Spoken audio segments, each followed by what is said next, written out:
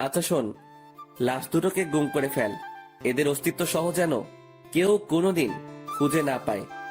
আচ্ছা ভাই, আপনি সেসব নিয়ে একদম টেনশন করবেন না। আমরা লাশ দুটোকে জায়গা মতো দাফন করে দিব। কেউ আর কোনোদিন তাদের খোঁজও পাবে না। আর ভাই, আপনি এবার গিয়ে রক্তমাখা শরীরটা ধুয়ে ফেলুন। আচ্ছা, আমি গেলাম, তোরা এদিকটা সামলে ফেল। তারপর সেখান থেকে বাসায় চলে এলাম। বাসায় এসে ওয়াশরুমে ঢুকে নিজেকে ধুয়ে মুছে হায়না থেকে মানুষের রূপে ফিরিয়ে আনলাম। রাত বাজে 11টা। বাসায় আমি ছাড়া আর কেউ নেই, আর থাকবেই বা কি করে? আমার তো পরিবার বলতে কেউ নেই, তাই একা বাসা নিয়েই থাকি। তারপর ফ্রেশ হয়ে এসে শুয়ে পড়লাম। খাওয়া দাওয়ার কোনো মুড নেই আজকে, কারণ যেদিনই কাউকে দুনিয়া থেকে বিতাড়িত করি সেদিনই খাওয়ার মুড থাকে না, তাই সেভাবেই ঘুমিয়ে পড়লাম। পরের দিন সকালবেলায় ঘুম থেকে উঠে রেডি হয়ে নিলাম, কারণ কলেজে যেতে হবে। ও হ্যাঁ, আমার পরিচয় তো দেওয়াই হয়নি। চলেন কলেজে যেতে যেতে সংক্ষিপ্ত করে পরিচয়টা দিয়ে দেই। আমি আকাশ মাহমুদ, সেটা তো কারোর অজানা নয়। পড়ালেখা অনার্স শেষ বর্ষ। পরিবার বলতে কেউ নেই, ছোটকাল থেকেই এতিমখানায় বড় হয়েছি। বাকি সমস্ত কিছু গল্পের সাথে থাকলে জানতে পারবেন। আপনাদের সাথে কথা বলতে বলতে কলেজে এসে পৌঁছেছি। আমি কলেজের গেট দিয়ে প্রবেশ করতেই সবাই আমাকে দেখে মাথা নিচু করে ফেলে, কারণ তারা সবাই আমাকে ভালো করে চিনে। যে কলেজে ঘাটতেরা কেউ যদি থাকে সেটা হলাম আমি, তাই ভয়ে কেউ কখনো লাগতে আসে না। আর আমি এই পুরো কলেজে নিজের হুকুমত চালাই। আমার মুখের উপরে কথা বলবে এমন কোন বাপের বেটা জন্ম নেয়নি এই কলেজে। ঠিক তখনই আমার ক্লোজ ফ্রেন্ড মামুনের সাথে দেখা হয়। পুরো কলেজে এই মামুন এই মাত্র একজন ব্যক্তি যে কিনা আমার সবচাইতে কাছের মানুষ। তার সাথেই আমার সমস্ত উঠা বসা। কি রে আকাশ, কখন আসলি? এই তো একটু আগে। তুই? আমি মাত্র এসেছি। আচ্ছা, সকালের মেডিসিন নিয়ে এসিস এখনো? আরে না রে, ঘর থেকে বের হয়ে সোজা কলেজ এসেছি। তুই নিয়েছিস নাকি মেডিসিন? আরে না, আমিও তোর মতন ঘর থেকে বের হয়ে সোজা কলেজেই এসেছি। আচ্ছা দাঁড়া, একজনকে দোকানে পাঠাচ্ছি। ঠিক তখনই পাশ দিয়ে একটা ছেলে হেঁটে যাচ্ছিল। এই এদিকে আয় তো। ছেলেটা আকাশের ডাক শুনে তাড়াতাড়ি আকাশের কাছে আসে। জি ভাইয়া। পকেট থেকে টাকা বের করে ছেলেটার হাতে ধরিয়ে দিলাম। যা তো সামনের দোকান থেকে 2টা বেনসন সিগারেট নিয়ে আয়। ভাইয়া প্লিজ টাকাটা আপনার কাছে রেখে দিন, আমি আমার টাকা নিয়ে আনতেছি। আরে লাগবে না, তুই টাকাটা নে। ভাইয়া প্লিজ, আপনি টাকাটা রেখে দিলে অনেক খুশি হতাম। আচ্ছা ঠিক আছে, যা। তারপর ছেলেটা সিগারেট আনতে চলে গেল। মামুন এত সময় ধরে এই মেডিসিনের কথাই বলছিল। আচ্ছা বল, কিরকম হালচাল তোর? এই তো দোস্ত, তোর? আমার আর কি, ওই একই রকম কাটে দিনকাল। আচ্ছা আকাশ, তোকে তো একটা কথা বলতে ভুলে গেছি। আজ নাকি কলেজে অনার্স প্রথম বর্ষের অ্যাডমিশন পরীক্ষা হবে। সেই বিষয়ে কি তুই কিছু জানিস? হ্যাঁ শুনেছিলাম। যাক, শুনলে তো ভালো, কারণ প্রথম সেকশনের অ্যাডমিশন হলে তো তোদেরকে কলেজের নিয়ম সম্পর্কে অনেক কিছু জানাতে হয়। সিনিয়রদেরকে রেসপেক্ট করার বিষয় সম্পর্কেও তাদেরকে অবগত করতে হয়। মামুন তুই মনে হয় এখনো সেই পুরোনো দিনে পড়ে আছিস। শোন, তোকে একটা কথা বলি, কলেজে অ্যাডমিশন নিলেই বাকিদের মুখে আমাদের সম্পর্কে জেনে যাবে তারা। নিজেদের নাম ডাক ঢোল বাজিয়ে ওদেরকে জানানোর কোনো প্রয়োজন নেই। হ্যাঁ ঠিক বলেছিস। আসলে জিনিসটা আমার মাথায় ঘুরপাক খাচ্ছিল, কারণ গতবার নেতা মুজিবের ছোট ভাই এইসব নিয়ে কত ঝামেলাই না করলো। থাক বাদ দে এখন ওসব কথা। ছোট ভাই সিগারেট নিয়ে এসেছে। এই যে ভাইয়া, আপনাদের সিগারেট। ধন্যবাদ ভাইয়া তোকে। আচ্ছা, কোনো সমস্যা হচ্ছে তোর কলেজে? ভাইয়া, একটা ছেলের সাথে একটা কথা নিয়ে বাড়াবাড়ি হয়েছে। সে আমাকে মারার হুমকি দিছিল। কোন ডিপার্টমেন্টের সে? আমাদের ডিপার্টমেন্টের। এখন সোজা গিয়ে ওরে বলবি আকাশ ভাই তোরে ডাকতেছে। ওরে সাথে নিয়ে তুই সহ এখানে আসবি। আচ্ছা ভাইয়া। আমি আর মামুন বসে বসে আড্ডা দিচ্ছি। একটু পর ছেলেটা তার ডিপার্টমেন্টের ছেলেটাকে সঙ্গে করে নিয়ে আসে আমার কাছে। ছেলেটা মাথা নিচু করে দাঁড়ায় আছে। কিরে, তুই নাকি ওরে মারবি বলে হুমকি দিছিস? ছেলেটা চুপচাপ দাঁড়িয়ে আছে আকাশের সামনে। কিরে, কথা বলস না কেন? আমি যে তোকে কিছু জিজ্ঞেস করেছি সেটা কি তোর কানে যায় নাই? ভাই হ্যাঁ দিছিলাম হুমকি। ছেলেটার কথা শুনে রাগ উঠে গেল। আমি কলেজে থাকতে একজন আরেকজনকে মারার হুমকি দেয়। রাগটা আর কন্ট্রোল করতে পারলাম না, ঠাস করে একটা থাপ্পড় বসাই দিলাম ছেলেটার গালে। আজকের পর ওইসব চিন্তা মাথা থেকে ঝেড়ে ফেল। এই ছেলে আমার ছোট ভাইয়ের মতন, ওরে মারা তো দূরের কথা, ওসব নিয়েও যদি ভাবিস তাহলে সোজা উপরের টিকিট কাইটটা হাতে ধরাই দিব। ভাই আমার ভুল হয়ে গিয়েছে, আজকের পর কোনোদিন ওর সাথে ভেজাল করব না। শুধু ওর সাথে কেন, কারোর সাথেই করব না। হয়েছে, যা এবার ক্লাসে যা। আর ভাইয়া শোন, এই ছেলে যদি নেক্সট টাইম কোনো ধরনের কোনো কিছু করে তাহলে সোজা আয়শা আমারে বলবি। শুধু সে না, পুরো কলেজের কেউ যদি তোর সাথে আয়শা কোনো সমস্যা করে আমারে জানাবি। আর নে এই টাকাটা, বলে ছেলেটার হাতে একটা 100 টাকার নোট গুজে দিলাম। তুই আরেকদিন সিগারেট খাওয়াস, কিন্তু আজ যদি তোরে টাকা না দেই সেটা এক ধরনের ঘুষ হয়ে যাবে। তাই টাকাটা দিয়ে দিলাম, যা এবার মন দিয়ে ক্লাস কর। আচ্ছা ভাইয়া।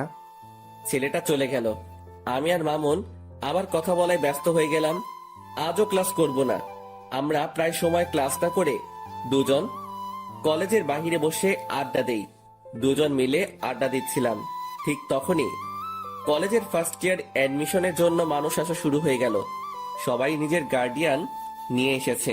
অ্যাডমিশনের ইয়া লম্বা সিরিয়াল লেগে গেছে প্রিন্সিপালের রুমের বাহিরে। সবাই কিন্তু অনলাইনেই অ্যাপ্লাই করেছে, কিন্তু আজ আসার কারণ হলো প্রথম দিনের ফর্মালিটিস পূরণ করা। প্রিন্সিপালই আজকে সবাইকে দেখা করতে বলেছে। আমরা তাদের দিকে খেয়াল না করে নিজেদের মতন আড্ডা দিচ্ছি।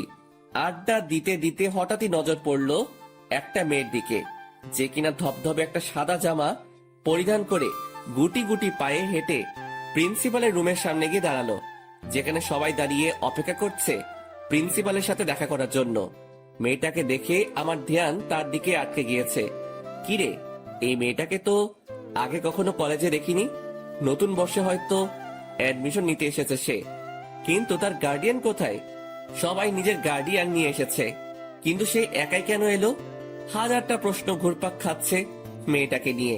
তখনই মামুন আমায় ধাক্কা দিল হাত দিয়ে। কিরে, কোন দুনিয়ায় হারিয়ে গেলি? দোস্ত দেখ তো মেয়েটাকে। হ্যাঁ সুন্দর আছে রে মামা। শুধু কি সুন্দর নাকি, আমার কাছে তো হুড়পড়ি লাগছে। এই এই ওয়েট, আকাশ কিরে মামা, তুই এসব কি বলছিস? তোর মুখে তো আগে কোনোদিন কোনো মেয়ের প্রশংসা করতে শুনিনি। কাহিনীটা কিরে? আরে সেসব কিছু না।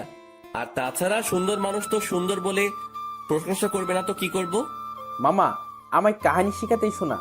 পানি আমিও গুলে খেতে পারি। দূর বেটা। আচ্ছা ছাড় এখন ওসব কথা। আচ্ছা যা ছেড়ে দিলাম, কিন্তু একটা কথা না বললেই নয়, যে মেয়েটাকে কিন্তু তোর সাথে হেব্বি মানাবে। সত্যি বলছিস? হ্যাঁ। তাহলে ধরে নে এটাই তোর ভাবি। এই তো মামা, এতদিন পর লাইন এসেছিস। চল তো মেয়েটার কাছে। তারপর মামুনকে নিয়ে মেয়েটার কাছে চলে গেলাম। এই যে তুমি একা কেন? আর তোমার মা বাবা কই? আসলে আমি তো শহরে নতুন উঠেছি কাজিনের বাসায়। আমার মা বাবা তো এখানে থাকে না, তাই একাই এসেছি। আচ্ছা ঠিক আছে। এই মামুন, তুই ওকে সবার আগে স্যারের রুমে ঢোকার ব্যবস্থা কর। মামুন আকাশের কথা মতন সেই মেয়েটাকে সবার আগে স্যারের সাথে দেখা করতে পাঠিয়ে দিল। আর তারা দুজন এই বাহিরে দাঁড়িয়ে আছে, কিন্তু হঠাৎ এই প্রিন্সিপালের রুম থেকে চেঁচামেচির আওয়াজ কানে আসে। আর তার একটু পরে সেই মেয়েটা কান্না করতে করতে বেরিয়ে আসে। আকাশ মেয়েটাকে কান্না করতে দেখে অবাক হয়ে যায় আর বলে, এই মেয়ে কান্না করছো কেন? আসলে স্যার আমায় ঝাড়ি দিয়ে বের করে দিয়েছে, মা বাবা নিয়ে না আসায়। কি? এই মামুন চল তো। এই মেয়ে তুমি চলো আমার সাথে। কোনো কথা বলা ছাড়াই মেয়েটার হাত চেপে ধরে তাকে নিয়ে প্রিন্সিপাল স্যারের রুমে ঢুকে পড়লাম। প্রিন্সিপাল স্যার আমায় দেখে বলল, কি হয়েছে আকাশ, হঠাৎ এমন তেড়ে ফুড়ে আমার রুমে প্রবেশ করলে যে? স্যার এই মেয়েটাকে ঝাড়ি কেন দিছেন আপনি? মেয়েটা তার মা বাবা নিয়ে আসেনি তাই? ওর সমস্ত কিছু ওকে করেন, ওর গার্জিয়ান আমি। আকাশ কি সব বলছো তুমি? কি কথা একবার বললে কানে শুনতে পান না মনে হয়? না কানের পর্দা পরিষ্কার করার ব্যবস্থা করব? আকাশ তুমি এমন বেয়াদবের মতো আচরণ কেন করছো?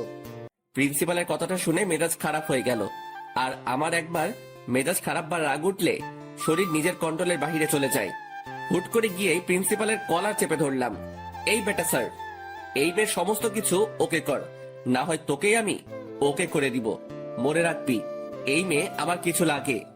আকাশের কথা শুনে প্রিন্সিপাল স্যার ঘাবড়ে যায়।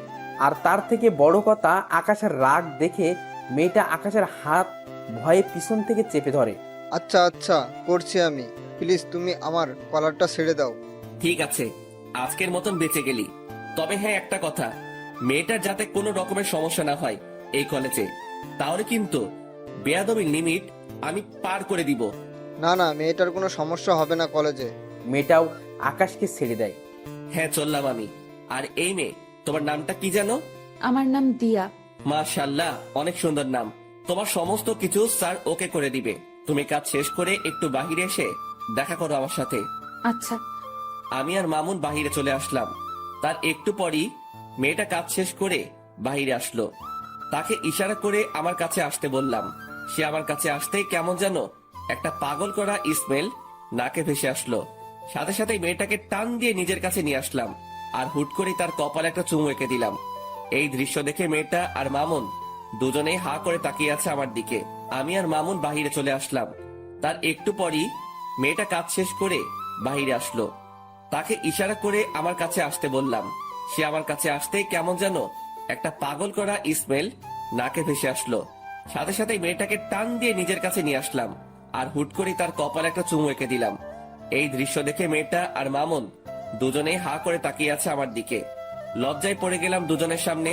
আরে আকাশ, টেনশন নিস না, আমি কিছুই দেখিনি। মামুনের কথা না হয় বাদ দিলাম, কিন্তু মেয়েটাকে কি বলবো এখন আমি? তাও কিছু তো একটা বলতে হবে। আসলে দিয়া সরি, আমি কোনো একটা মোহে পড়ে গিয়েছিলাম। দিয়া আকাশের কথার কোনো উত্তর না দিয়ে চুপচাপ দাঁড়িয়ে আছে। দিয়া, তুমি কি রাগ করলে? না, রাগ করিনি। তাহলে ঠিক আছে, দেখে আমার পাশে বসো। দিয়া আমার কথা মতন আমার পাশে এসে বসলো। আমার ভিতরে কিছু একটা প্রবল গতিতে দৌড়াদৌড়ি করছে, কিন্তু কি সেটা বুঝে উঠতে পারছি না। তবে ভিতরে যত কিছুই হোক না কেন, উপরে আমি পুরোপুরি ফিট। আচ্ছা দিয়া, তোমার বাসা কোথায়? আমার বাসা গ্রামে। আমি পড়াশোনার জন্য আমার এক আত্মীয়ের বাসায় উঠেছি। ও, যাক ভালোই। তবে শোনো, কলেজে কোনো ঝামেলা হলে আমায় জানাবে। না হয় আমার নাম বললেই সব ঝামেলা মিটে যাবে। কিন্তু তুমি আমার নাম জানো তো? জি জানি, আপনার নাম আকাশ। প্রিন্সিপাল স্যার তখন আপনার নাম বলায় জেনেছি। হ্যাঁ, আমার নাম আকাশ। আচ্ছা স্যার কবে থেকে কলেজে আসতে বলেছে? আগামীকাল থেকে। ঠিক আছে, সময় মতো চলে এসো। আর আমার নাম্বারটা দিচ্ছি, কোনো সময় দরকার হলে আমায় ফোন করো। আচ্ছা, এবার কি আমি যাব? হ্যাঁ, যাও। মেয়েটা আমার থেকে নাম্বারটা নিয়ে সোজা চলে গেল। আমি মেয়েটা চলে যাওয়ার দিকে এক নজরে তাকিয়ে আছি, কিন্তু অবাক করা বিষয় ঘটলো যখনই আমি মামুনের দিকে তাকালাম। তখন মামুন আমার দিকে চোখ পাকিয়ে তাকিয়ে আছে। কিরে মামুন, আবার কি হলো? আকাশ, মেয়েটা এই অল্প সময়ের মাঝেই তোর ভিতরে শক্ত করে গেঁথে গিয়েছে মনে হচ্ছে। জানি না রে কিছু আমি। না জানিস বললে তো আর হয় না, কারণ নিজের চোখেই সব দেখলাম। যেই ছেলে কোনোদিন কোনো মেয়েকে পাত্তা দেয় না, সে আজকে একটা মেয়েকে চুমু পর্যন্ত খেয়ে ফেলেছে। শুধু তাই নয়, মেয়েটার ভালো মন্দের খোঁজ নেওয়া হচ্ছে আবার। আরে মামুন, কি শুরু করলি বলতো? হ্যাঁ, সত্যি বললে মানুষ চেতে যায়। থাক, আর কিছু বলবো না। হ্যাঁ, তুই আর কিছু না বলেই ভালো। মামুন চুপ হয়ে গেল। আর তখনই পকেটে থাকা ফোনটা বেজে ওঠে। ফোনটা হাতে নিয়ে দেখি ছোট ভাই আরাফাতের ফোন। সাথে সাথে ফোনটা রিসিভ করলাম। কিরে, হঠাৎ এই সময় ফোন দিলি যে? কিছু হয়েছে নাকি? না ভাই, তেমন কিছু না, তবে বিশাল একটা জিনিস হাতে লেগেছে। কি?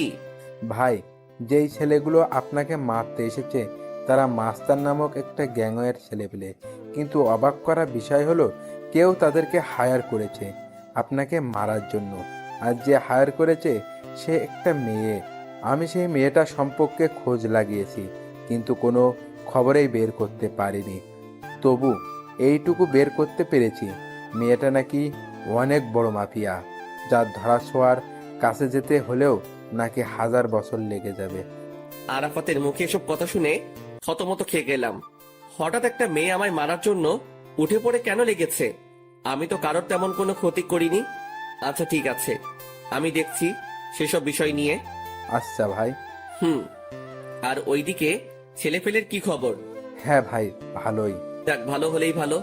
আচ্ছা শোন, এখন ফোনটা রাখলাম, পরে কথা বলবো। নে তোর সাথে আমি। তারপর ফোনটা রেখে দিলাম।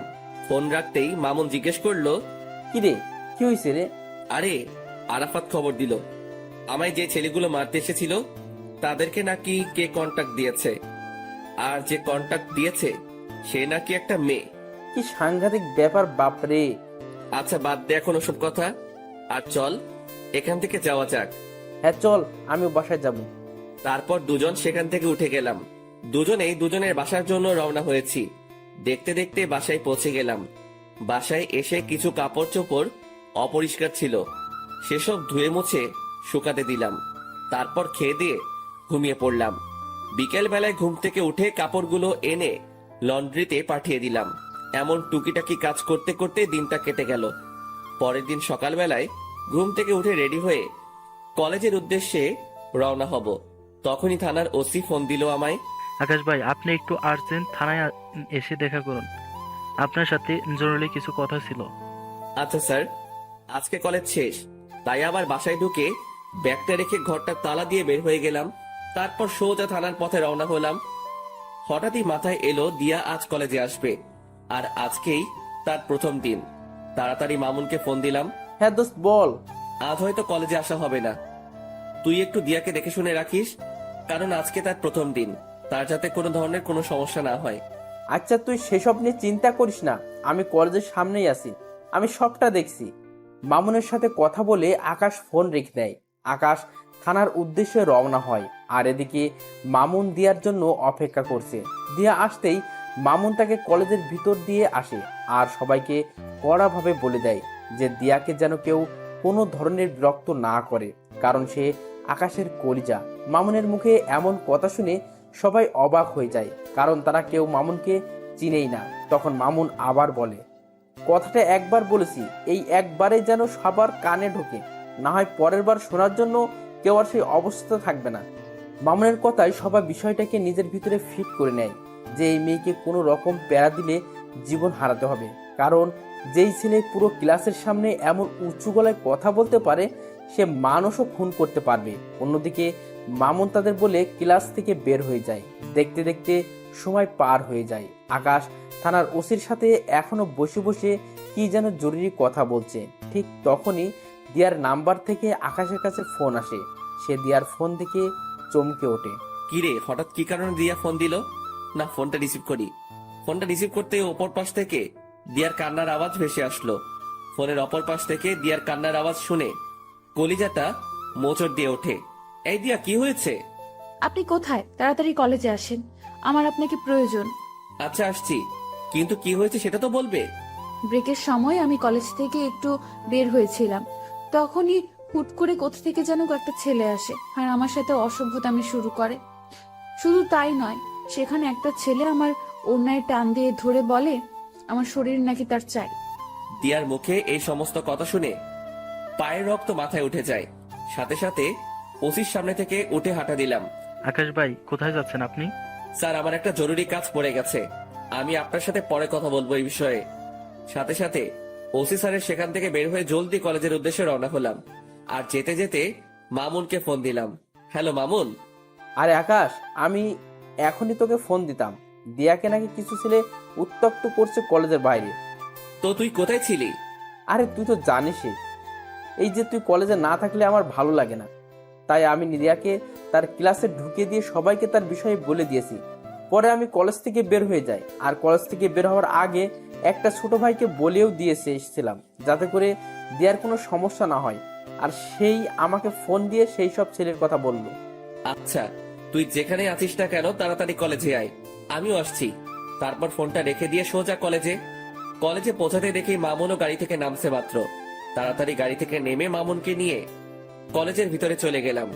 ঠিক তখনই মামুনের ঠিক করা সেই ছোট্ট ভাইটা এসে বলল, ভাইয়া, ছেলেগুলো নাকি আপুর সাথে অনেক অসভ্যতম করেছে। তুই চিনিস সেই ছেলেগুলোকে? আসলে ভাইয়া, আমি তখন সেখানে ছিলাম না, তাই তাদেরকে দেখিনি। আচ্ছা, দিয়া কোথায়? ওই যে ভাইয়া, দিয়া আপু প্রিন্সিপালের রুমে বসে কান্না করছে। আমি এবং প্রিন্সিপাল স্যার অনেকবার আপুকে জিজ্ঞাসা করেছি ছেলেগুলোর ব্যাপারে, কিন্তু আপু কোনো কিছু বলছে না, শুধু বসে বসে কান্না করছেন। মাথার রক্ত পুরো টকবক করছে। তাড়াতাড়ি প্রিন্সিপাল স্যারের রুমে চলে গেলাম। সেখানে গিয়ে দেখি দিয়া বসে বসে কান্না করছে। সে আমাকে দেখতে পেয়ে দৌড়ে এসে আমায় জড়িয়ে ধরে ফুপিয়ে কান্না করে দিল। এই দিয়া প্লিজ শান্ত হও, আমি এসে গেছি। তুমি কি ওই ছেলেগুলোকে চিনো? দিয়া ফুপাতে ফুপাতে আকাশকে বলে, না, আমি চিনি না। আচ্ছা, শুধু এইটুকু বলো যে ছেলেগুলো তোমার সাথে অমনটা করে কোন দিকে গিয়েছে? তারা আমার সাথে অসভ্যতামি করে কলেজের ভেতরেই ঢুকেছে। দিয়ার কথা শুনে বুঝতে বাকি রইল না যে ছেলেগুলো আমার কলেজের এই ছেলে পেলে। দিয়া, তুমি তাদেরকে দেখলে চিনতে পারবে তো? হ্যাঁ। এই মামুন, কলেজের গেটটা আটকে দিয়ে আয়। আর দিয়া, তুমি আমার সাথে চলো। দিয়াকে সাথে নিয়ে প্রতিটা ক্লাসের ছেলে পেলেকে দেখাতে লাগলাম। পুরো কলেজের ক্লাস করা বন্ধ হয়ে গিয়েছে আমার জন্য। দিয়াকে সাথে নিয়ে সমস্ত সেকশন ঘুরতে লাগলাম। ঘুরতে ঘুরতে অনার্স দ্বিতীয় বর্ষের কক্ষে ঢুকতে দিয়া আমাকে আঙ্গুল দিয়ে দেখিয়ে দিল ওই যে ছেলে পেলেগুলো। নিজেকে আর কন্ট্রোল করতে পারলাম না, সাথে সাথে গিয়ে সব কয়টা ছেলে পেলেকে কলার ধরে ক্লাসরুমের বাহিরে নিয়ে আসলাম। মামুন দুইটাকে ধরে নিয়ে এসেছে। আমি নিচ থেকে আসার সময় কাঠের একটা টুকরো নিয়ে উঠেছিলাম হাতে করে, সেটা দিয়ে এলোপাতাড়ি মারতে শুরু করলাম সব কয়টা ছেলেকে। সারা কলেজ পুরো থমকে গিয়েছে আমার মাইক দেখে। মারতে মারতে ছেলেগুলোকে আধমরা করে ফেলেছি। সব কয়টার হাত মুখ ফেটে রক্ত পড়ছে, কিন্তু আমার রাগ যেন কোনোভাবে থামছে না। আমি মেরেই চলেছি ছেলেগুলোকে, আর অন্যদিকে ছেলেগুলো সারের মতন চেঁচাচ্ছে আর মাপ চাচ্ছে। ভাই, আমাদের ভুল হয়ে গিয়েছিল। তোদের ভুলের গুষ্টি মারি বলে ধ্রাম করে এক বাড়ি দিয়ে একটাকে বেহুশ বানিয়ে ফেললাম। আর ঠিক সেই সময় কলেজের স্যাররা এসে পিছন থেকে আমায় ঝাপটে জড়িয়ে ধরলো আর বলতে লাগলো, আকাশ প্লিজ তুমি ছেড়ে দাও ছেলেগুলোকে। কে শুনে কার কথা? আমার কলিজায় তারা আঘাত করেছে, তাদেরকে তো আজকে আমি ছাড়ছি না। আমার মায়ের রেশ এখনো মিটেনি, কিন্তু স্যাররা আমায় পেঁচিয়ে ধরায় আমি আর মারতে পারছি না। তাই এক ঝাটকা দিয়ে স্যারদের থেকে নিজেকে ছাড়িয়ে নিলাম। তারপর আবার মারতে শুরু করলাম। সবাই আমার রাগ দেখে ভয় কাতর হয়ে আছে। স্যাররাও আমায় আটকাতে না পেরে ভয় আমার থেকে দূরে সরে যায়। আর ঠিক সেই সময় দিয়া এসে সবার সামনে আমাকে জড়িয়ে ধরে, আর আমি সাথে সাথে শান্ত হয়ে যাই। স্যাররা সবাই দিয়ার কাণ্ড দেখে অবাক হয়ে তাকিয়ে আছে দিয়ার দিকে, যে কে এই মেয়ে, যে আকাশকে কিনা আমরা অনেকেই মিলে থামাতে পারলাম না। আর সেখানে এই মেয়েটাকে ধরা মাত্রই সে সমস্ত রাগ মাটিতে ফেলে দিল। কেউ যেন কিছু বুঝে উঠতে পারছে না। সবাই অবাক দৃষ্টিতে দিয়ার দিকে তাকিয়ে আছে। তখনই দিয়া বলে ওঠে, এই আকাশ, আপনি প্লিজ শান্ত হন আর ওদেরকে ছেড়ে দিন, না হয়তো মরে যাবে ওরা। আচ্ছা ঠিক আছে, যাও, ছেড়ে দিলাম। কিন্তু সবাইকে একটা জিনিস জানানোর আছে। সবাইকে আজকে একটা কথা ক্লিয়ারলি বলে দিচ্ছি, আজকের পর যদি দিয়ার দিকে কেউ যদি আঙুল তুলে তাকিয়েছিস, তাহলে তার অবস্থা কিন্তু খুব ভয়াবহ হবে। আর স্যার, আপনারা এই জানোয়ারগুলোকে কি করবেন করেন। আকাশ দেখো, ছেলেগুলো যা করছে অনেক জঘন্য কাজ করেছে, তাই তাদেরকে আমরা কলেজ থেকে বের করে দিব। আর তুমি দয়া করে নিজের রাগকে একটু দমানোর ট্রাই করো। হ্যাঁ মানছি তোমার অনেক নাম ডাক আছে, আর তুমি কলেজের জন্য অনেক বড় একটা ভূমিকা পালন করো। তুমি না থাকলে হয়তো আমাদের কলেজের দাঙ্গা ফাসাদ সেগুলো লেগেই থাকতো। শুধু তাই নয়, অন্যান্য কলেজের ছেলেপেলেরাও আগে এসে এই কলেজের ছেলেদের সাথে ঝামেলা করতো, কিন্তু তুমি আসার পর তা আর হয় না। তবে একটা জিনিস তোমার মাথায় রাখতে হবে যে এই কলেজের শিক্ষক যারা আছেন তারা তোমার গুরুজন, তাই সেই বিষয়টা একটু খেয়াল রাখিও। জি স্যার, সেটা খেয়াল রাখবো। তবে একটা জিনিসই আমার মাথায় কাজ করে না, যে এই ছেলেগুলো আমাদের কলেজের ছেলে হয়েও তারা এই কলেজের স্টুডেন্টের সাথে অসভ্যতামো করে। শুধু অসভ্যতা বললে ভুল হবে, তারা নোংরামি করে। কত বড় বুকের পাটা তাদের। আকাশ, এই বাজে আচরণের জন্যই আমরা তাদেরকে বের করে দিব। জি স্যার, ফয়সালা আপনাদের। আর আমি দুঃখিত স্যার, কলেজের পরিবেশটাকে খারাপ করার জন্য। আপনারা প্লিজ আবার ক্লাস নেওয়া শুরু করেন, আর স্টুডেন্ট ভাইরা সবাই যে যার ক্লাসে চলে যান। আমার কথা শুনে সবাই সবার মতন ক্লাসে চলে গেল, কিন্তু দিয়া আমার সাথে দাঁড়িয়ে আছে। এই দিয়া, ক্লাস করবে না তুমি? না, আমি ক্লাস করব না। তো কি করবে? আপনার সাথে থাকবো আর গল্প করব। আচ্ছা ঠিক আছে। তারপর দিয়াকে নিয়ে নিচে চলে গেলাম। নিচে বলতে আমি আর মামুন রোজ যেখানে বসে আড্ডা দেই সেখানে নিয়ে গেলাম দিয়াকে। দিয়া, আমার কাঁধে মাথা রেখে চুপচাপ আমার পাশে বসে আছে। আমার ভিতরে কেমন যেন এক ধরনের তুফান বইছে। একটু আগে দেওয়ার জন্য ছেলেগুলোকে কি মারটাই না মারলাম। নিজেকে প্রেমিক পুরুষ মনে হচ্ছে। তবে যাই হই হব, আগে মেডিসিন খেয়ে নেই। মামুন, সিগারেট দে তো, থাকলে একটা। এখন সিগারেট খাবি তুই? হ্যাঁ, কোনো সমস্যা? না, এই নে সিগারেট, আর আমি একটু আসছি। মামুন পকেট থেকে সিগারেট বের করে দিয়ে কোথায় জানি গেল, আর আমি সেটা হাতে নিয়ে জ্বালিয়ে টানতে শুরু করলাম। কিন্তু হঠাৎই লক্ষ্য করলাম দিয়া আমার ঘাড়ে নিজের উষ্ণ ঠোঁটের জোড়া দিয়ে স্পর্শ করছে। দিয়ার এমন আচরণ দেখে কাঁপাকাঁপি শুরু হয়ে গেল আমার, কারণ এই জীবনের প্রথম কেউ আমার শরীরে স্পর্শ করেছে। সে এবার আমার কাঁপুনি আরো বাড়িয়ে দিল। সে এবার আমার ঘাড়ে চুমু খাওয়া আরম্ভ করে। দিয়া, কি করছো? আপনার সিগারেটের ধোঁয়ায় আমার অনেক সমস্যা হচ্ছে, তাই সমস্যা দূর করতে আমি ওই কাজ করছি। মানে কি দিয়া? মানে হলো আপনার ওই সিগারেটের ধোঁয়া আমাকে যন্ত্রণা দিচ্ছে, তাই আমি সেই যন্ত্রণা থেকে মুক্তি পেতে আপনার ঘাড়ে স্পর্শ করছি। এতে করে আপনার শরীরের স্মেলটা নাকে আসছে, আর সিগারেটের ধোঁয়াটা তার মতন হাওয়ায় ভেসে ভেসে চলে যাচ্ছে। দিয়ার কথা শুনে হা হয়ে গেলাম। মেয়েটা সত্যি আসলে আস্ত একটা পাগলি। তাড়াতাড়ি সিগারেটটা হাত থেকে ফেলে দিয়ে দু হাত দিয়ে তাকে জড়িয়ে ধরলাম। সেও আমায় জড়িয়ে ধরেছে নিজের হাত দুটো দিয়ে। তারপর তাকে জড়িয়ে ধরে তার ঠোঁট জোড়াগুলো নিজের করে নিলাম। তৎক্ষণাৎ মনে পড়ল আমি কলেজের গণ্ডিতে দাঁড়িয়ে আছি। সাথে সাথে দিয়াকে ছেড়ে দিলাম। আর ঠিক সেই সময় মামুন আমাদের দিকেই আসে। কিরে, কোথায় গিয়েছিলি? আরে, বাইরে গিয়েছিলাম একটু। আচ্ছা শোন না, নতুন যারা অ্যাডমিশন নিয়েছে সেখান থেকে একটা মেয়েকে আমার বেশ ভালো লেগেছে রে। এই যে দেখ, দূর থেকে মেয়েটার একটা ছবিও তুলে এনেছি। কই দেখি, দেখা। মামুন ফোনটা এগিয়ে দিয়ে সেই মেয়েটাকে দেখাচ্ছে। বাহ, মাশাআল্লাহ, সুন্দর তো মেয়েটা। দোস্ত, এখন কি করবো বলতো? কি করবি আর? ভালো লাগলে প্রপোজ করবি। কি বলছিস এসব? তো কি করবি তুই? তোর কি অন্য কোনো প্ল্যান আছে নাকি?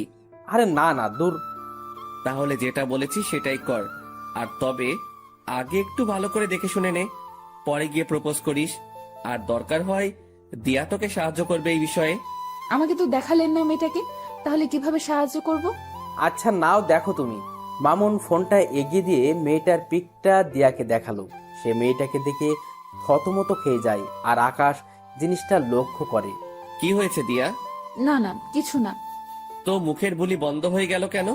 কই মুখের বলি বন্ধ হয়েছে আমার তো দিব্যি কথা বলছে। আচ্ছা, তাহলে বলো মেয়েটা কেমন দেখতে, আর মামুনের সাথে মানাবে কিনা? মোটামুটি সুন্দরী, আর মামুন ভাইয়ের সাথে মানাবে বলতে রং ঠং দেখে তো মনে হচ্ছে মানাবে, কিন্তু পরে কি হয় কে জানে। পরে কি হবে মানে বুঝলাম না। আরে আমি বলতে চেয়েছি যে মেয়েটার কোনো রিলেশন আছে কিনা সেসব নিয়ে জেনে শুনে এগোতে। ও হ্যাঁ, মামুন তুই সেসব বিষয় জেনে এগোবি। আচ্ছা আচ্ছা চল এবার উঠা যাক। আর দিয়া, এবার বাসার দিকে যাওয়া দরকার। হ্যাঁ, আমিও চলে যাব। ঠিক আছে চলো, তোমায় গাড়িতে উঠিয়ে দিয়ে আসছি। তারপর দিয়াকে গাড়িতে উঠিয়ে দিয়ে আমি বাসায় চলে আসলাম। মামুনও চলে গেল। আমি গাড়ি থেকে নামতেই দেখি বাসার সামনে কয়েকজন ছেলে পেলে দাঁড়িয়ে আছে। ছেলেগুলোকে দেখে মনের মধ্যে একটা বাড়ি খেলো। কিরে, ছেলেগুলো কারা? না, গিয়ে দেখি। আর একটু সামনে যেতেই দেখতে পেলাম আরাফাত ঘরের দরজায় বসে আছে। সে আমাকে দেখতে পেয়ে উঠে দাঁড়িয়ে গেল। কিরে, হঠাৎ তুই এখানে? আর ছেলে পেলেগুলো কে? ভাই, একটা জিনিস দেখাতে এসেছি আপনাকে। আর ছেলেগুলো আমাদের দলেরই ছেলেপেলে, কিছুদিন আগে আমাদের গ্রুপে জয়েন হয়েছে। ও আচ্ছা, কি দেখাবি দেখি, দেখা। আরাফাত পকেট থেকে ফোন বের করে আকাশের হাতে দিয়ে বলে, ভাই, ছবিটা দেখেন। এই ছবির মেয়েটাই নাকি সেই মাফিয়া মেয়েটা যে আপনাকে মারার জন্য ছেলেগুলোকে সুপারি দিয়েছিল। আরাফাতের হাত থেকে ফোনটা নিয়ে ছবিটার দিকে তাকাতেই বড় সড়ো একটা শক খেলাম। ও আল্লাহ, কি করে সম্ভব এটা? এটা তো সেই মেয়ে যাকে মামুন পছন্দ করে, যার ছবি সে আমাকে আর দিয়াকে দেখিয়েছিল। আরাফাত, তুই কি শিওর এটাই সেই মেয়ে? ভাই, তথ্য তো সেমনটাই পেলাম। কিন্তু আমার কেন জানি মনে হচ্ছে এই মেয়েটা সেই মাফিয়া মেয়েটার না। তবে আমার সন্দেহের তালিকা থেকেও বের করতে পারছি না, কারণ এই মেয়ের পিক মামুন এনে দেখালো, আবার সেই মেয়ের সাথেই মাফিয়া মেয়েটার সংযুক্ত। সবকিছুই কেমন যেন গোলমাল পাকিয়ে যাচ্ছে। আচ্ছা আরাফাত, তুই না বলেছিলি যে সেই মাফিয়া মেয়েটার ধারে কাছে যাওয়াও সম্ভব না, কিন্তু এখন তোরা এত সহজে এই মেয়েটার পিক পেলি কোথায়? হ্যাঁ, আমি বলেছিলাম, কিন্তু ভাই খবরই তো এই মেয়ের পিকে দিল। ভালো করে দেখ কোনো ভুল মেয়ের পিক দিয়েছে কিনা। ভাই সেটা কি করে সম্ভব? যে আমাদের জন্য সব সময় কাজ করে, যে আমাদেরকে সব সময় সমস্ত রকমের তথ্য দেয়, সেই মানুষটা আশা করি আমাদেরকে ভুল ইনফরমেশন দিবে না। তাও ঠিক বলেছিস। আচ্ছা ঠিক আছে, মেয়েটার বিষয়টা আমি দেখছি, কারণ মেয়েটা আমার চোখের সামনেই চলাচল করে বা করতে হবে। ওকে ভাই। আরাফাতরা চলে গেল, কিন্তু আমার ভিতরে এখনো সেই জিনিসটা ঘুরপাক খাচ্ছে যে আরাফাত যার ছবি দেখালো সেই মেয়েটাই কি সেই মাফিয়া? না, এর উত্তর আমার জানা নেই। তবে একটা জিনিস বলতে পারি যে এই মেয়েটাই যদি সেই মাফিয়া হয় তাহলে মামুনকে সতর্ক করতে হবে আমার, কিন্তু সে না কোনো আবার ভুল বুঝে বসে। দূর, কিছুই যেন ভাবতে পারছি না, আর যা হবে পরে দেখা যাবে। আগে নিজের মাথা ঠান্ডা করি, তারপর বাসায় ঢুকে বিছানায় গা এলিয়ে দিলাম। সাথে সাথে ঘুম চলে আসে। গোসল, খাওয়া দাওয়া সমস্ত কিছুই রসাতলে গিয়েছে। এক ঘুমে বিকাল হয়ে গেল। ঘুম থেকে উঠে ফ্রেশ হয়ে নিলাম, তারপর গায়ে শার্ট লাগিয়ে বাসা থেকে বের হয়ে গেলাম। আর বের হওয়ার সময় মামুনকে ফোন দিয়ে পার্কে আসতে বললাম। তারপর আমি বাসা থেকে বের হয়ে সোজা পার্কে চলে গেলাম। সেখানে গিয়ে দেখি মামুন আগে থেকেই হাজির। কি রে, তুই কখন এলি? আরে একটু আগেই আসলাম। আচ্ছা মামুন, তোর যে মেয়েটাকে ভালো লেগেছে তার সম্পর্কে কিছু জানিস কি? আরে না, তেমন কিছু জানি না, তবে তার নাম আর তার বিষয়ে টুকটাকি কিছু জানতে পেরেছি। মেয়েটার নাম হলো ফাহা, আর সে নাকি অনেক চুপচাপ স্বভাবের একটা মানুষ। কোনো ছেলের সাথে নাকি সে মিশে না, আর তার এই জিনিসটাই আমার সবচাইতে বেশি ভালো লেগেছে। তার নামটা যেমন সুন্দর, তার চাল চলনও তেমন সুন্দর। আমার যে করেই হোক ফাহাকে চাই, ওকেই আমি নিজের বউ বানাবো। মামুনের কথা শুনে কিছু বলার মতন ভাষা খুঁজে পাচ্ছি না, কারণ ওর বিষয়ে যা জানি তা মামুনকে বললে তার মন খারাপ হয়ে যাবে। আর তাছাড়া সে আমায় ভুলও বুঝতে পারে, যে তার ভালো আমার সহ্য হয় না। না, ওকে এখন কিছুই বলা যাবে না, কারণ এখনো পুরোপুরি শিওর না যে সেই মেয়েকে। আগে আরো পাকাপোক্ত ভাবে শিওর হয়ে নেই, পরে না হয় মামুনকে জানাবো। আচ্ছা শোন, যাই করিস না কেন ভেবে চিন্তে করবি। হ্যাঁ, সেটা তো করবই। আচ্ছা চল, চা বা কফি কিছু খাওয়া যাক। হ্যাঁ চল। মামুনের সাথে একটা কফি শপে গেলাম। পরে সেখানে বসে কফি খেতে খেতে অনেকটা সময় আড্ডা দিলাম। পরে ঘরে চলে এসেছি। তারপর নিত্যদিনের ন্যায় সেদিনটাও কাটিয়ে দিলাম ঘরের মাঝে। পরের দিন সকালবেলা ঘুম থেকে উঠে কলেজে চলে গেলাম। আজ নিয়ত করেছি ক্লাস করব, তাই সেই মোতাবেক ব্যাগে বই নিয়ে কলেজে এসেছি। ঠিক তখনই মামুনের দেখানো সেই মেয়েটা আমার চোখের সামনে দিয়ে হেঁটে তার ক্লাসরুমে চলে গেল। আমি তার দিকে বাঁকা চোখে তাকিয়ে আছি, দেখছি কোন রকম কিছু চোখে পড়ে কিনা, কিন্তু কিছুই পড়লো না। তবে একটা জিনিস নোটিশে করেছি, মেয়েটা কেমন যেন স্বাভাবিক না। মানুষ হাঁটাচলা করলে আশেপাশে একটু হলেও দেখে, কিন্তু তার নজর ছিল একদম মাটির দিকে। মেয়েটাকে নিয়ে মনের ভিতরে একটা কৌতূহল জাগলো, তাকে নিয়ে ভাবছিলাম। ঠিক তখনই দিয়া এসে আমাকে হাতের আঙ্গুল দিয়ে খোঁচা দেয়। এই যে মশাই, কি করছেন? আর এত গভীর মনোযোগ দিয়ে কি ভাবছিলেন? আরে না, তেমন কিছু না, এমনি দাঁড়িয়ে আছি। আচ্ছা তুমি কখন এলে? এই তো এক্ষুনি। আপনি? আমি একটু আগে এসেছি। আচ্ছা শোনো, তোমায় একটা দায়িত্ব দিলে সেটা পালন করতে পারবে? কি দায়িত্ব? তুমি মামুনের পছন্দ করা মেয়েটার দিকে নজর রাখো তো, যে সে কি করে বা তার আচার আচরণ কেমন। হঠাৎ ওই মেয়েকে নিয়ে আপনার চিন্তার মাত্রা বাড়লো কেন শুনি? আরে মামুন আসলে মেয়েটাকে অনেক ভালোবেসে ফেলেছে, তাই তার বিষয়ে একটু ভালো মন্দ জানার জন্য তোমায় বললাম আর কি। কারণ আমি চাই না আমার বন্ধু কোনো খারাপ মেয়ের সাথে রিলেশনে যাক। আরে সে তো খারাপ না। মানে? তার বিষয়ে তুমি কি করে জানলে? আসলে হয়েছে যে মেয়েটার চলাচল দেখে খারাপ মনে হয়নি, সেটা বলতে চেয়েছিলাম। দিয়ার কথা শুনে কেমন যেন একটা খটকা লাগলো। আচ্ছা, তাও খবর নাও। আর এখন গিয়ে সোজা ক্লাসে মন দিবে। আর একটা কথা, আমি যেন কখনো তোমায় কোনো ছেলের সাথে হাসি ঠাট্টা করে কথা বলতে না দেখি। বারে, হাসি ঠাট্টা করলে কি হবে?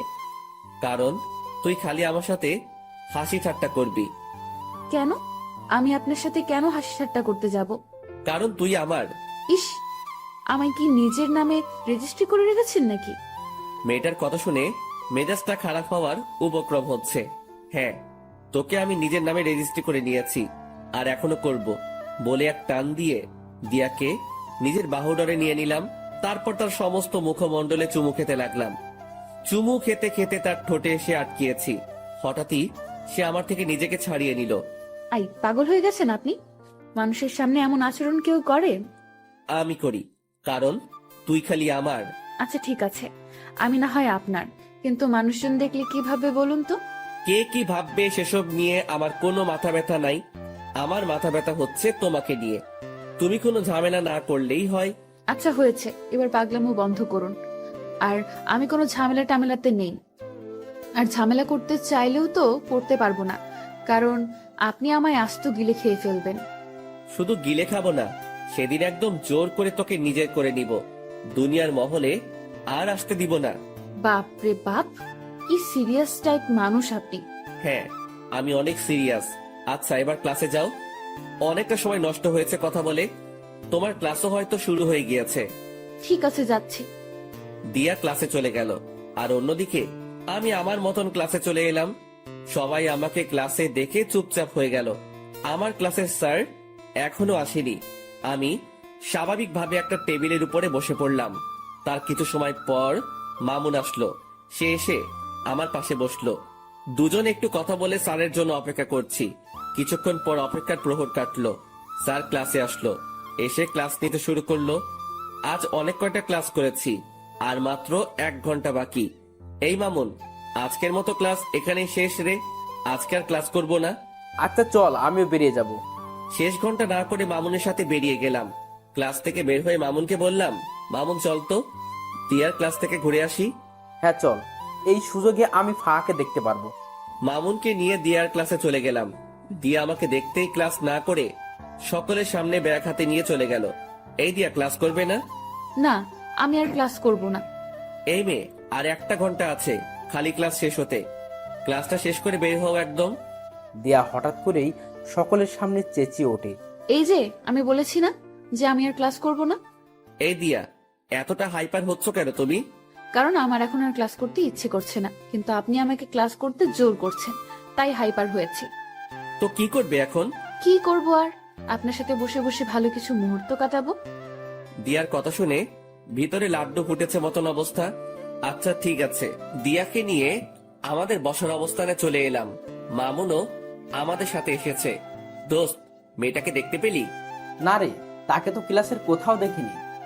কারণ সে আপনারা আসার 1 ঘন্টা আগে ক্লাস থেকে বেরিয়ে গিয়েছি।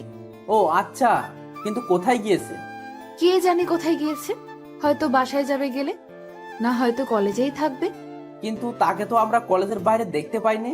তাহলে হয়তো বাসায় চলে গিয়েছে। হ্যাঁ, সেটাই হবে হয়তো। মামুন ফাহাকে দেখতে না পেয়ে মন খারাপ করে ফেলে।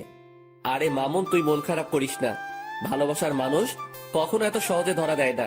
দেখবি একসময় তুই ঠিকই তাকে নিজের করে পাবি। জানি না রে কি আছে কপালে, তবে মেয়েটা আমার কলিজার গেথে গিয়েছে। মামুনকে কি বলে সান্ত্বনা দিব জানি না, তবে মন থেকে খালি দোয়া এটাই করি যে সেই মেয়েটা যেন ভালো হয়, আর মামুনের সাথে যেন তার সমস্ত কিছুই সঠিকভাবে হয়। কিন্তু বর্তমানে মামুনের চেহারাটা পুরো আধার হয়ে আছে। ওকে সান্ত্বনা দেওয়ার মতন ভাষা খুঁজে পাচ্ছি না। তখনই মামুন বলে ওঠে, আকাশ, তোরা থাক, আমি বাসায় চলে গেলাম। আচ্ছা ঠিক আছে, চল আমরাও আজকে বাসায় চলে যাব। কিন্তু শোন, কালকে সেই মেয়েটা কলেজে আসলে আমি তোর বিষয়টা দেখব। তুই ভালো করে জানিস যে আজ পর্যন্ত কোনো কাজে আমি ফেল হইনি। সো তোর ব্যাপারেও হব না। ধন্যবাদ বন্ধু। তারপর সবাই সবার মতন বাসায় এসে গেলাম। দিয়াকে তার বাসায় পাঠিয়ে দিয়ে মামুন আর আমি যে যার মতন চলে গেলাম। এদিকে আমি বাসায় আসতেই দরজার নিচে একটা খাম চোখে পড়লো। কে যেন একটা খাম আমার দরজার নিচে রেখে গেছে। কৌতূহল করে সেটা হাতে উঠালাম। সেটা হাতে নিয়ে বুঝতে পারলাম খামটার ভিতরে কোনো একটা কিছু আছে। তারপর খামটা খুলতেই দেখি ভাঁজ করা একটা সাদা কাগজ। কৌতূহলটা যেন আরো বেড়ে গেল। কাগজের ভাঁজটা খুলে দেখি কিছু লেখা আছে কাগজটাতে। কোনো কিছু না ভেবে লেখাটা পড়তে শুরু করলাম। আপনি যাকে আপন ভাবছেন সে আপন নয়। মনে রাখবেন, বিকেল বেলায় সূর্য মেঘের আবরণে ঢেকে গেলে পরের সকালে সেই সূর্যই আবার নতুন রূপে আকাশে উদিত হয়। তারপর আর কিছু লেখা নেই। লেখাটা পড়ে আমার ভিতরটা মোচড় দিয়ে উঠল, কারণ লেখাটা আমায় কি ইঙ্গিত করতে চাইছে তা আমি বুঝে ফেলেছি। তাড়াতাড়ি কাগজটা ভাঁজ করে পকেটে রেখে দিলাম। তারপর চাবি দিয়ে দরজা খুলে বাসায় ঢুকে সোফায় গা ছেড়ে দিয়ে বসে পড়লাম। মাথাটা ভো ভো করে ঘুরছে, মনে হচ্ছে যেন নিজের ভিতরেই ঘূর্ণিঝড় বইছে। অনেকটা সময় সোফাতে বসেই কাটিয়ে দিলাম। দেওয়াল ঘড়িটার দিকে নজর পড়তেই দেখি ঘড়ির কাঁটা 2টা ছাড়িয়ে গেছে।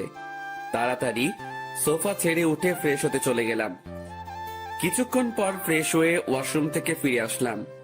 তারপর খাবার খেতে খেতে মাথায় আসলো আরাফাতের কথা। যেই ভাবা সেই কাজ। তাড়াতাড়ি খাওয়া দাওয়া সেরে আরাফাতকে ফোন লাগিয়েছি। হ্যাঁ ভাই, বলেন। শোনো, আমার কেন জানি মনে হচ্ছে মাফিয়া মেয়েটা আমার খুব নিকটে। তুই সেই মেয়েটা সম্পর্কে একটু ভালো করে জাস্টিফাই কর। আচ্ছা ভাই। তারপর ফোনটা রেখে দিলাম। কিন্তু আমার মনের ভিতরে বাড়ি খাচ্ছে অন্য কিছু নিয়ে। আমার মনে হয় না যে সেই ফাহা মেয়েটাই মাফিয়া। ধুর, এসব নিয়ে আর ভাবতে পারছি না। মাথায় আর চাপ না নিয়ে ঘুমিয়ে পড়লাম। বিকেল বেলায় মামুনের ফোন পেয়ে ঘুমটা ভেঙে গেল। কিরে মামুন, হঠাৎ ফোন দিলি যে? তোর সাথে একটু জরুরি কথা ছিল। তুই এখন কোথায় আছিস? কোথায় থাকবো আবার, বাসায় আছি। আচ্ছা, রেডি হয়ে শপিং মলে চলে আয়। ওকে। তারপর ফোনটা রেখে দিয়ে রেডি হয়ে শপিং মলে চলে গেলাম। সেখানে গিয়ে দেখি মামুন চোখ মুখ কালো করে বসে আছে। কিরে, কি হয়েছে রে? আকাশ, আসলে আমার কাছে একটা মেইল এসেছে। সেখানে কে যেন 2 বাক্যের কিছু একটা লিখে পাঠিয়েছে। কি সেটা? সেখানে লেখা আছে, ভাবিয়া করিবেন কাজ, না হয় হয়ে যাবে দের। আপনি যা হোক সাধারণ ভাবিতেছেন, সে আসলে ভয়ঙ্কর এক রক্তচোষা। এই লেখাটা কে যেন মেইল করেছে। এটার মানে কি আকাশ? মামুনের মেইলের 2 শব্দের বাক্য শুনে ভিতরটা পুরো শুকিয়ে গেছে। কারণ এই 2 শব্দের বাক্যটার অর্থ আমার জানা। মামুন আসলে কেউ একজন আমাদেরকে অনেক সতর্ক করতে চাইছে যে আমরা হয়তো কোনো বড়সড় বিপদে ফাঁসতে চলেছি। তাই কেউ একজন আমাদেরকে আড়াল থেকে বাঁচাতে চাইছে। কি সব বলছিস আকাশ? আমি সত্যিই বলছি, কারণ তোকে মেইল করেছে আর আমাকে দিয়েছে চিঠি। এই সমস্ত কিছুর পিছনে একজন আছে, সে হচ্ছে মাফিয়া মেয়েটা। আর সেই মাফিয়া মেয়েটাই হয়তো আমাদের আশেপাশে ঘুরঘুর করছে আমাদেরকে মারার জন্য। আর আমরা তাকে ভালো মনে করে তার সাথে চলাফেরা করছি। তাই কেউ একজন আমাদেরকে সতর্ক করতে চাইছে। আকাশ, সব কিছুই যেন আমার মাথার উপর দিয়ে যাচ্ছে। আচ্ছা, তুই এসব নিয়ে টেনশন করিস না। তুই শুধু ফাহার বিষয়টা নিয়ে ভাব, বাকি সমস্ত কিছু আমি সামলে নিব। আরে, ওই মাফিয়া মেয়ের মতন কত শত মেয়ে আসছে আর গেছে, কোনো দিন কেউ কোনো ক্ষতি করতে পারেনি, আর পারবেও না। সো খামোখা টেনশন না করাই ভালো। আর যদি কিছু হয় সেটা সময় দেখা যাবে। আকাশ, তাও টেনশন হচ্ছে রে। একদিকে ফাঁকে নিয়ে টেনশন, অন্যদিকে সেই মাফিয়া মেয়েটা। আরে বেটা, কিসের এত টেনশন তোর? হ্যাঁ, আচ্ছা, যা বাদ দিলাম সমস্ত কিছু। এবার কি অর্ডার করব বল? যা খুশি কর। আচ্ছা। মামুন তার নিজের মতন খাবার অর্ডার করলো। তারপর দুজন মিলে খেয়ে দিয়ে অনেকটা সময় আড্ডা দিলাম। রাত বাজে 8টা। তারপর সেখান থেকে দুজনের মতন চলে এলাম। আমি বাসায় পৌঁছাতেই আরাফাত ফোন দিল। ভাই, অনেক বড় একটা জিনিস বের করেছি। কি? ভাই, যার ছবি দেখিয়েছি সে মাফিয়া মেয়েটা না। কেউ যেন বুঝে আমাদেরকে গোমরা করার জন্য সে মেয়ের পিক দিয়েছে। এখানে মাফিয়া মেয়েটা অন্য কেউ। ইন্না লিল্লাহ, যেটা ভেবেছিলাম সেটাই হয়েছে। আচ্ছা ঠিক আছে, তোরা মাফিয়া মেয়েটার খোঁজ লাগানো চালু রাখ, আর আমি আমার মতন কাজ চালিয়ে যাচ্ছি। আচ্ছা ভাই। তারপর ফোনটা রেখে দিলাম। পরের দিন সকালবেলায় ঘুম থেকে উঠে কলেজে চলে গেলাম। কলেজে গিয়ে দেখি দিয়া কলেজের বাহিরে দাঁড়িয়ে আছে। দিয়া বাইরে দাঁড়িয়ে আছো কেন? আপনার জন্যই অপেক্ষা করছিলাম। ও তাই? হুম। আচ্ছা চলো ভিতরে চলো। দিয়াকে নিয়ে কলেজের ভিতরে ঢুকে আমাদের সেই বসার প্লেসটাতে বসে পড়লাম। দিয়াকে আজ কেন জানি খুশি খুশি লাগছে, কিন্তু আমার ভিতরে সেই মেয়েটাকে নিয়ে জটলা পেকে আছে। এই যে আপনার চোখ মুখ কালো কেন? আরে না, এমনিতেই। আমার তো মনে হয় না যে এমনিতেই। আমার তো মনে হচ্ছে যে কিছু একটা হয়েছে। আরে না বললাম তো। আচ্ছা ঠিক আছে, না হলে নাই। এবার দেখি আমাকে জড়িয়ে ধরে বসুন। হঠাৎ এমন পাগলামো করার মানে? পাগলামো কোথায় করছি? হ্যাঁ, আমি আমার প্রিয় মানুষটাকে জড়িয়ে ধরতে চেয়েছি, এটাতে পাগলামো কোথায়? দিয়ার কথা শুনে মুখে তালা লেগে গেল। মেয়েটার মনেও হয়তো আমার জন্য জায়গা হয়ে গিয়েছে, কিন্তু সে স্থির নেই। সে নিজেই আমাকে জড়িয়ে ধরে কাঁধে মাথা রাখলো। ঠিক তখনই দেখি ফাহা নামক মেয়েটা আসছে, আর তার পিছনে পিছনে মামুন। দিয়া, আমায় ছাড়ো তো একটু, আমি ফাহার সাথে একটু কথা বলবো মামুনকে নিয়ে। দিয়া আমার কথা শুনে আমায় ছেড়ে দিল। আমি সেখান থেকে উঠে ফাহার কাছে চলে গেলাম। এই যে ফাহা, তোমার সাথে আমার কিছু কথা আছে।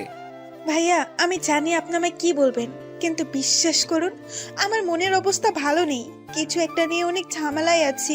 যদি কিছু মনে না করেন তাহলে কথাটা কালকে বললে হয় না? ফাহার কথা শুনে থতমত খেয়ে গেলাম। আমি কি বলতে চাইছি সেটা সে জানলো কি করে? মাথায় তো কিছুই খেলছে না। তাও নিজেকে স্বাভাবিক রেখে বললাম, আচ্ছা ঠিক আছে, কালকে বলবো। ধন্যবাদ ভাইয়া। মেয়েটা তারপর চলে গেল, আর তখনই মামুন এসে হাজির। দোস্ত, কি বলবো রে? তেমন কিছুই বলেনি, আর বলবেই বা কি করে? কারণ আমি তোর কথা তো তাকে বলিনি। কারণ তার নাকি আজ মন খারাপ, তাই সে কালকে শুনবে বলেছে আমার কথা। ও আল্লাহ জানে কি রিয়াকশন আছে ওর। মামুন, তুই নিশ্চিন্ত থাক। আর একটা জিনিস আমি লক্ষ্য করেছি, সে কিন্তু তোর বিষয়ে অলরেডি খবর পেয়ে গিয়েছে। কারণ তার হাবভাব দেখে সেটা আমি বুঝে নিয়েছি। সেটা কি করে জানলো? কি করে জেনেছে সেটা আমি জানি না, তবে সে যে জেনেছে সেটা আমি শিওর। আকাশ, এখন কি হবে আল্লাহ জানে। কি হবে আর? সে তোর বউ হবে। আকাশ, তুই ঠাট্টা করিস এখনো? ঠাট্টা না, সত্যি বললাম। সত্যি হলে তো ভালোই। আচ্ছা চল এবার ক্লাসে যাওয়া যাক। তারপর সবাই সেখান থেকে উঠে যে যার মতন ক্লাসে চলে গেলাম। আজও প্রায় অনেক কয়টা ক্লাস করেছি, তবে শেষের ঘন্টাটা করিনি। শেষের ঘন্টা না করে আমি আর মামুন কলেজের বাহিরে একটা খালি জায়গা আছে, সেখানে দাঁড়িয়ে দাঁড়িয়ে সিগারেট খাচ্ছি। হঠাৎই দেখি সেদিন কলেজের যে ছেলেগুলোকে আমি মেরেছিলাম দিয়ার জন্য, সেই ছেলেগুলো আরো সাথে অনেক ছেলে পেলে মিলে আমার দিকেই এগিয়ে আসছে। সবার হাতেই লাঠি ছোটা। ছেলেগুলোকে দেখে আমি মামুনকে বললাম, মামুন তাড়াতাড়ি জায়গা ত্যাগ কর এখান থেকে। কিন্তু কেন? কারণ এখানে একটা বড়সড় ঝামেলা হবে। তুই তাড়াতাড়ি জায়গা ত্যাগ কর, আমি এদিকটা দেখছি। না, আমি তোরে ছেড়ে কোথাও যাচ্ছি না। যা হবে দেখা যাবে। তুই আসলে একটা ঘাওড়া মামুন। হ্যাঁ, যা বলার বলতে পারিস। আমি মামুনকে আর কিছু না বলে তাড়াতাড়ি আরাফাতকে মেসেজ করে বলে দিলাম। অন্যদিকে ছেলেপেলে গুলো আস্তে আস্তে আমার কাছে চলে আসলো। তারা এসেই আমার আর মামুনের উপরে প্রহার করতে শুরু করে। অনেক কয়জন ছেলে পেলে তাদের, আর এদিকে আমি আর মাত্র মামুন। কিন্তু আমরাও কম না, আমরাও প্রতিহার করতে শুরু করলাম। ঠিক সেই সময় হঠাৎ করেই ফায়ারিং এর আওয়াজ কানে আসলো। সাথে সাথে সবাই স্টপ হয়ে গেলাম। চোখ পাকিয়ে চারপাশটা দেখতে লাগলাম।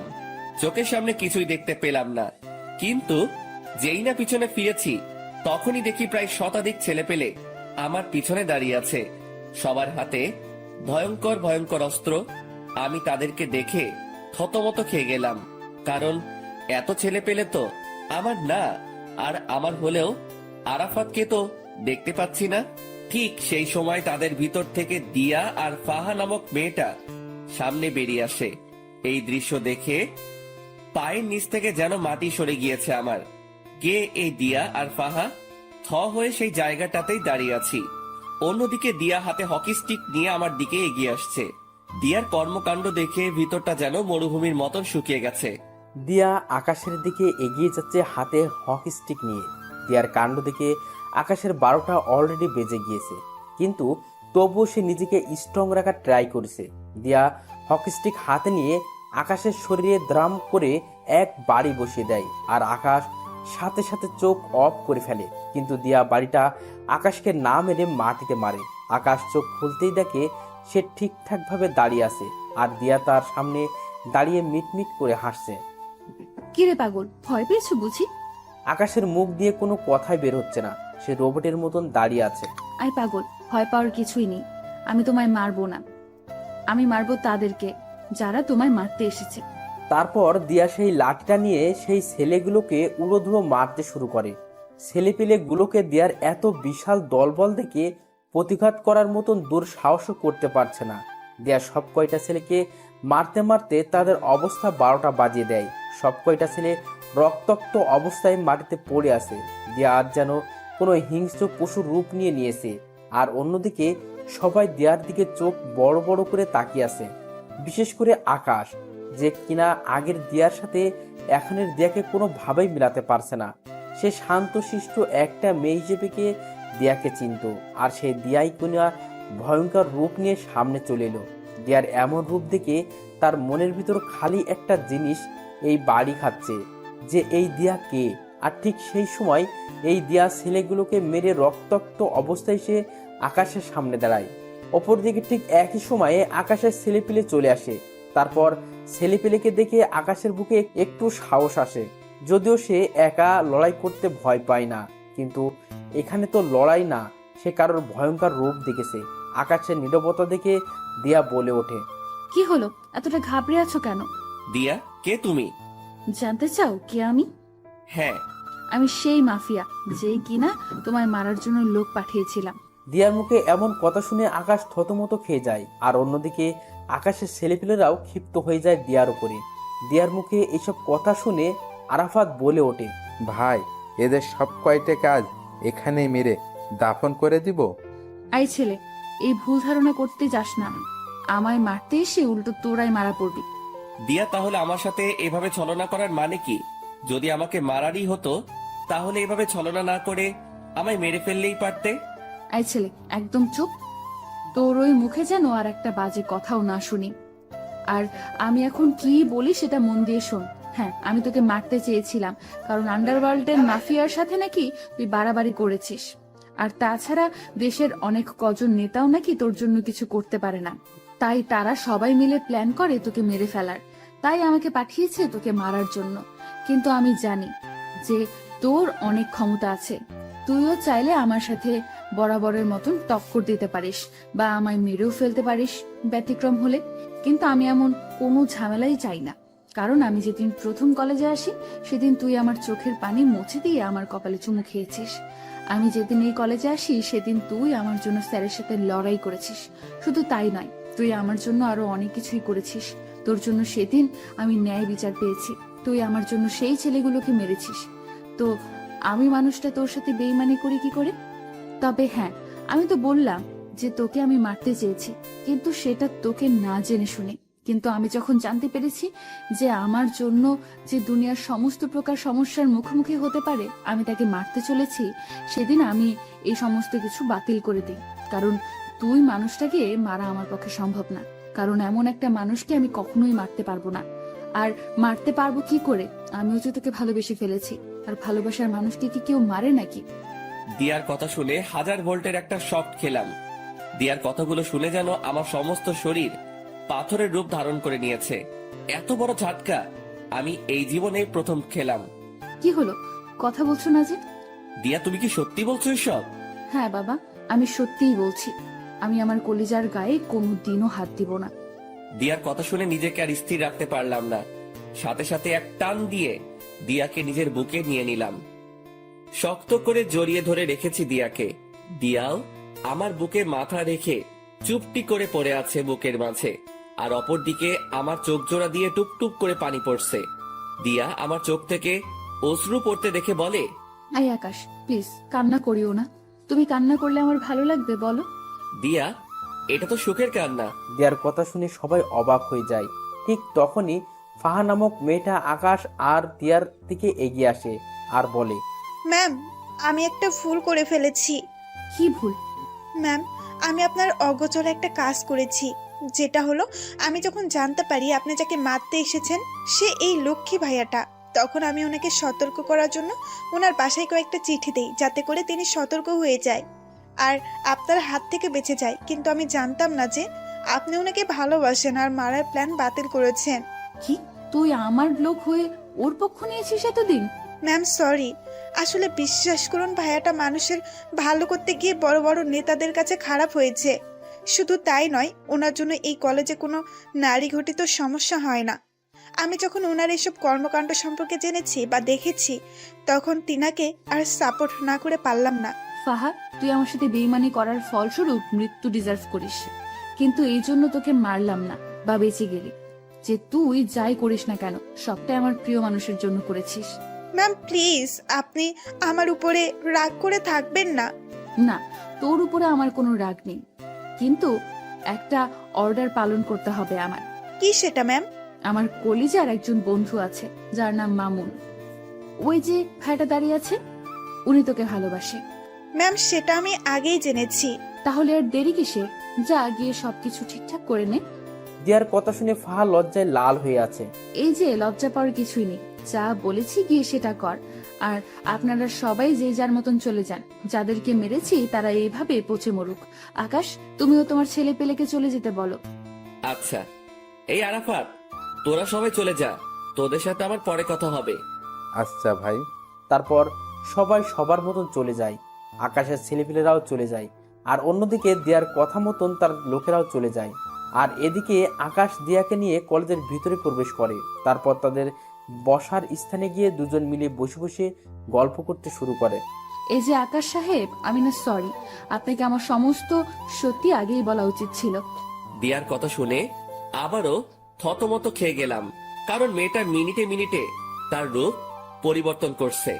এই দিয়া, তুমি না একটু আগে আমায় তুই আর তুমি বলে ডাকছিলে, কিন্তু হঠাৎ করে আপনিতে চলে আসলে কেন? আরে বলেছি না যে আমি আপনার আগে সেই দিয়া হয়ে যাব, তাই আপনি করে বলছি। এই পাগলি মেয়ে, তার একদম কোনো দরকার নেই। হ্যাঁ, তুমি আগের মতন হয়ে যাও, কিন্তু তুমি বলেই ডাকো, কারণ তোমার মুখে আপনি থেকে তুমি শুনতেই বেশি ভালো লাগে। তাই বুঝি? তাই। আচ্ছা দিয়া, তোমায় একটা কথা বলি। হ্যাঁ বলো। তুমি যে আমায় মারতে এসে মারলে না, এতে কি তোমার ক্ষতি করবে না ওরা, যারা তোমায় আমাকে মারার জন্য ঠিক করেছে? ইস, বললেই হলো নাকি?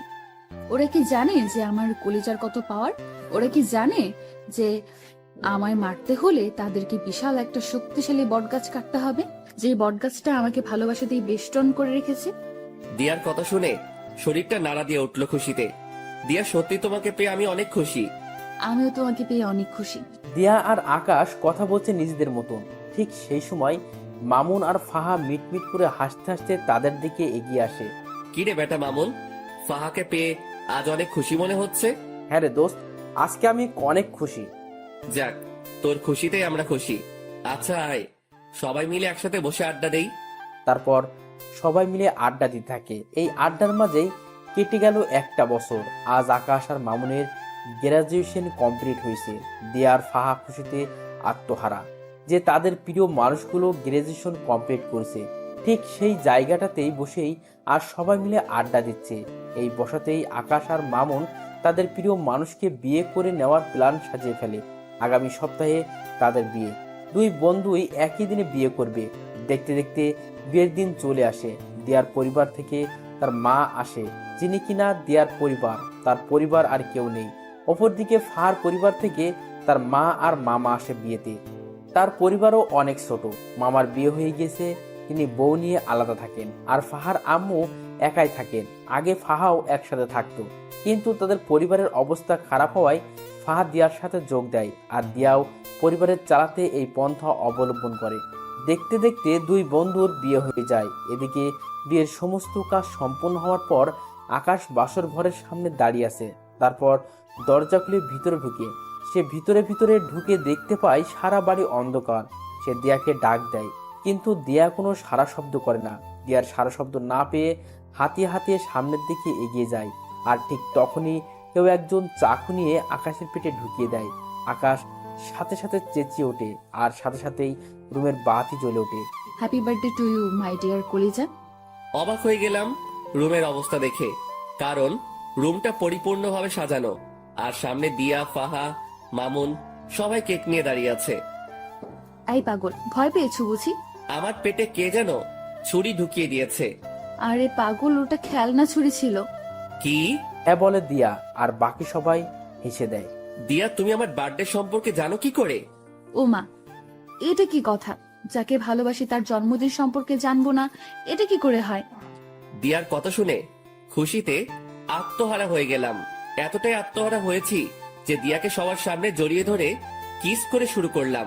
আর তখনই মামুন বলে ওঠে, ভাই তুই থাম, আগে আমরা বের হয়ে যাই, কারণ আমাদেরও তো আজকে বাসর ঘর। পরে তুই যা করার করিস। যা ভাগ ফাহাকে নিয়ে। মামুন আর ফাহা তাড়াতাড়ি রুম থেকে বের হয়ে চলে যায়, আর আমি দিয়াকে আদর করতে শুরু করি।